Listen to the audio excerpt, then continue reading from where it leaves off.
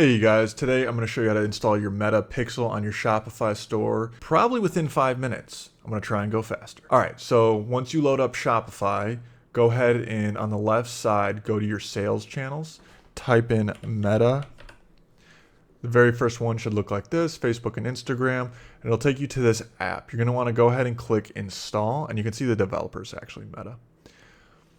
I'm going to get an error because I've already installed it on the store before, but you probably won't get this. Now you're going to click install. So you click install. I'm probably going to get a few pop-ups again. So I'm going to go ahead and close out of these pop-ups just so I can kind of demonstrate what you'll probably see. So you'll see this get started here, right? And then this is going to talk to you about the different products and how all this works. Doesn't really matter. Main goal is you're going to go ahead and click get started. I'm going to go ahead and click create a shop because I already have my shop created. So you might not get this because it might not you might not have your shop set up yet. But if it asks you to create it, you can click set up a new shop. I typically recommend it for any e-com brand that we work with. So I'll go ahead and click create shop, and then it's going to say finalizing channel setup. So I'm not going to cut this part of the video at all because I want you to see how buggy this can be and the errors. So typically what will happen here, and depending on when you watch this, right, it might be a little bit better, less buggy, but what you'll see here is it's going to say finalizing channel setup. And sometimes when this bar fully loads, it'll bug out and say, oh, didn't work. But I don't want to edit that out so you can see potentially what this looks like. All right. So we're just sitting here in silence together. All right, see, like I said, something went wrong. Nothing really went wrong. I'm just going to hit refresh. Bada boom, bada bing. I'm going to hit exit. This may take several minutes. And the other part is when you log in, like I did there when I clicked connect, it's going to prompt you. And here it is for me now. So it already has some of my past info. So it's going to ask you to log into your Facebook account. You need to make sure that the Facebook account you log into has access to the business portfolio and Facebook and Instagram pages.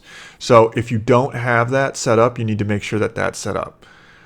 So I'm going to blur out what's in this business portfolio because these are some of our clients.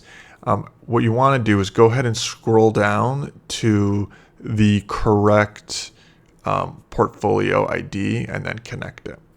So in this case, this is the one we want. I'm going to hit connect. And now it's asking me to basically set up my Meta Pixel. And it's asking me how much data, conservative, enhanced, maximum. I always select maximum because it'll give the most amount of data back to your store and your ad platforms. This is just some more information too as well here on what they're actually tracking. So go ahead and click save. And then we'll go down to data sharing. And then this is where you need to connect your data set, formerly known as Pixel. And I already had this created inside of Meta. If you don't have one, you'll click create new. And then it'll create one for you. And then you'll be able to use that. So in this case, I'm going to go ahead and click this one. And then accept the terms and conditions. Submit for review. All right, so my page reloaded here, and you can see it kind of looks a little different.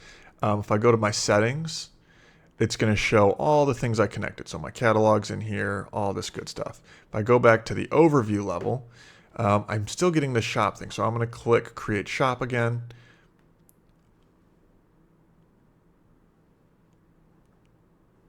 I'm going to click create shop again. Something went wrong. All right, you can see it. It's very buggy, but it will go through. And on newer accounts, you typically don't have this problem. There we go. Now it's starting to come through. If I go to settings, yeah, now that's pulling through down here. Great. All right, so we're good to go now. Everything is being pulled in. My Facebook account, my Instagram account, and the shop is being synced up. I am going to go back to the settings level and show you this. So if there's one bonus tip for this video, it is my recommendation to turn both of these on. So basically you're telling Meta that it is allowed to collect emails at checkout and collect emails with a discount. So you're allowing Meta to say, hey, I'm going to give customers a 5 to 10% discount to encourage them to purchase and give their email. This is really beneficial. And if you are selling a product that is $50 or lower and you don't use your Meta Shop for ads and to collect emails, you're missing out. It is the best way to generate sales outside of TikTok Shop. All right, let me know if this is helpful, if you have any questions. Also, one thing that I'm doing now is for people that have a website and want to get an audit of their current website, if I think it's worth running traffic to, I will pull up your website and give my feedback on it in a video and post it. All right, let me know if you have any questions. Peace.